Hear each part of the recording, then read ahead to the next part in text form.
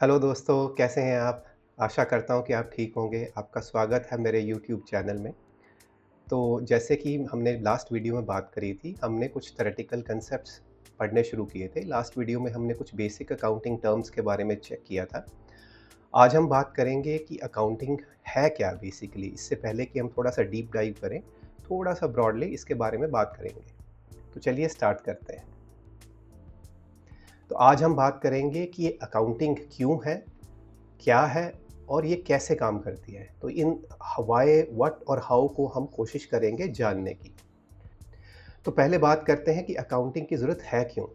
तो बेसिकली देखा जाए तो बिज़नेस में कोई ना कोई एक सिस्टम होना ज़रूरी है जो कि जो डेली की ट्रांज़ैक्शंस होती है उसको रिकॉर्ड कर सके और उसके बाद उसको समराइज़ करके हमें बता सके कि हमारी इस बिज़नेस की फ़ाइनेंशियल परफ़ॉर्मेंस क्या रही है एक पर्टिकुलर पीरियड में। तो ये सिस्टम होना ज़रूरी है, तो अकाउंटिंग इस सिस्टम को पूरा करता है। दूसरा पॉइंट आता है कि इन्फॉर्मेशन ये जो सिस्टम प्रोवाइड करेगा, जिसकी ज़रूरत है हमें, वो इन्फॉर्मेशन चाहिए किसको बेसिकली? तो जो इन्फॉर्मेशन होती है उसके 2 तरह के ब्रॉड स्टेक होल्डर्स होते हैं जो इस इन्फॉर्मेशन को यूज़ करते हैं। पहला स्टेक होल्डर होते हैं इंटरनल और दूसरे होते हैं एक्सटर्नल। अगर हम इंटरनल स्टेक होल्डर्स की बात करें, तो उसमें आ जाते हैं आपके अकाउंटिंग मैनेजर्स, आपके एम्प्लॉइज़, टॉप मैनेजमेंट, जिन फाइनेंशियल परफॉर्मेंस को देखते हुए बहुत सारे डिसीजन लेने होते हैं। और अगर हम दूसरी तरफ बात करें, तो दूसरी तरफ एक्सटर्नल्स में आ जाते हैं you can say investors, government, local bodies, जो कि इनके रिकॉर्ड्स को देख के या इनसे जो इन्फॉर्मेशन प्रोवाइड हो रही है, उससे देख के अपने डिसीजन लेते हैं। तो इसलिए एक ऐसा सिस्टम होना ज़रूरी है जो कि इन्फॉर्मेशन प्रोवाइड करे। फिर बात आती है कि ये जो सिस्टम की हम बात कर रहे हैं, ये रिलायबल भी होना चाहिए और कंपेरेबल भी होना चाहिए। अब रिलायबल और कंपेरेबल का मतलब ये है कि ये जो भी इन्फॉर्मेशन प्रोवाइड करे ये सिस्टम, वो ऐसी होनी चाहिए जिस पे हर कोई यकीन कर सके, ठीक है? और ये कंपेरेबल भी हो। अब कंपैरिज़न की जब हम बात करते हैं तो इसका मतलब है 2 तरह से कंपैरिज़न होना चाहिए। पहला comparison between firms, like just suppose एक बिज़नेस को अगर हमने दूसरे बिज़नेस से कंपेयर करना है, तो कंपेयर कर सकें।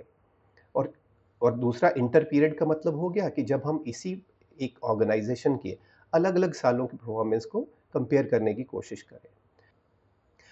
अब बात आती है अकाउंटिंग क्या है?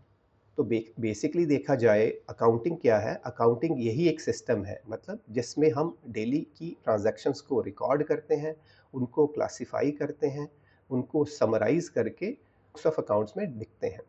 किनको? जो भी इवेंट्स या जो ट्रांज़ैक्शंस होती हैं रोज़मर्रा की। और उसके बाद जब हम एक पीरियड के एंड में जब इनको समराइज़ कर देते हैं, तो हम एक रिज़ल्ट के फ़ॉर्म में उसको देखते हैं कि क्या बना, उस पूरे पीरियड में क्या बना और फाइनेंशियल पोज़ीशन क्या रही है। अब जो अकाउंटिंग सिस्टम है, ये क्या कहता है? ये आपकी फाइनेंशियल परफ़ॉर्मेंस को, जैसे हमने अभी बात करी, अलग-अलग स्टेक होल्डर्स को प्रोवाइड करता है।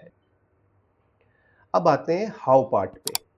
तो हाउ पार्ट का मतलब है कि ये करता कैसे है, अकाउंटिंग जो है वो कैसे ये सारे काम कर पाते हैं। तो देखो कंपैरिजंस जो होते हैं वो कैसे पॉसिबल, अभी हमने बात करी कि इंटर फर्म और इंटर पीरियड कंपैरिजन होना चाहिए। तो कंपैरिजन तभी पॉसिबल है जब ये सिस्टम जो इंफॉर्मेशन प्रोवाइड कर रहा है वो जो है कंसिस्टेंट अकाउंटिंग पॉलिसीज, प्रिंसिपल्स और प्रैक्टिसेस पे बेस्ड हो। अब इसका मतलब क्या है? इसका मतलब ये है कि सपोज़ अगर हम एक पॉलिसी अडॉप्ट कर रहे हैं कि हम अपने बुक्स ऑफ अकाउंट्स में जो है एंट्री ट्रांज़ैक्शंस ऐसे करेंगे और अगले साल उसको थोड़ा-सा चेंज कर दिया, तो उससे क्या प्रॉब्लम आएगी कि कंपेरेबल ही नहीं रहेगा क्योंकि हमने बेस ही बदल दिया। तो इसीलिए ये जो सिस्टम होता है इसमें कंपैरिजंस तभी पॉसिबल है जब हम एक कंसिस्टेंट पॉलिसीज़ लें और जो भी हम प्रिंसिपल्स बनाएँ कि हम ये होने पे हम ये करेंगे, ये होने पे हम ये करेंगे, उसको फॉलो करते रहें। अब ये जो हमने कंसिस्टेंसी की बात करी, ये कंसिस्टेंसी जो है ये कंटिन्यूअसली चाहिए। कंटिन्यूअसली चाहिए मतलब जब हम रिकॉर्ड कर रहे हैं तब भी हमारे एक फिक्स्ड प्रिंसिपल्स होने चाहिए कि हम कैसे रिकॉर्ड करेंगे। जब हम इनको मेज़र कर रहे हैं तब भी, जब हम इनको कम्युनिकेट कर रहे हैं तब भी, ठीक है? तो ये सारी चीज़ों में एक कंसिस्टेंसी होनी ज़रूरी है सो दैट जैसे मैंने बात करी कि कंपैरिज़न्स पॉसिबल हो सकें।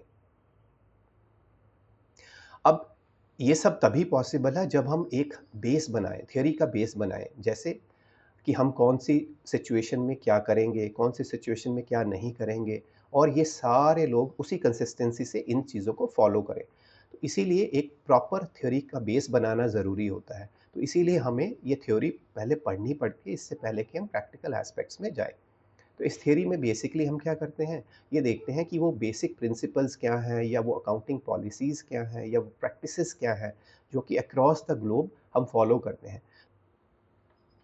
अब जब हम बात करें थ्योरी बेस की, तो इसमें क्या-क्या आ जाते हैं, प्रिंसिपल्स आ जाते हैं, कांसेप्ट्स आ जाते हैं, रूल्स रूल्स एंड रेगुलेशंस आ जाती हैं और बहुत सारी गाइडलाइंस आ जाती हैं, जो कि पिछले कुछ सालों में हमने चेंज करी हैं। मतलब ये एक एक इवॉल्विंग सब्जेक्ट है, based on circumstances, based on situations. इसमें थोड़ी-थोड़ी मॉडिफ़िकेशंस आती रहती हैं, लेकिन बेस वही रहता है।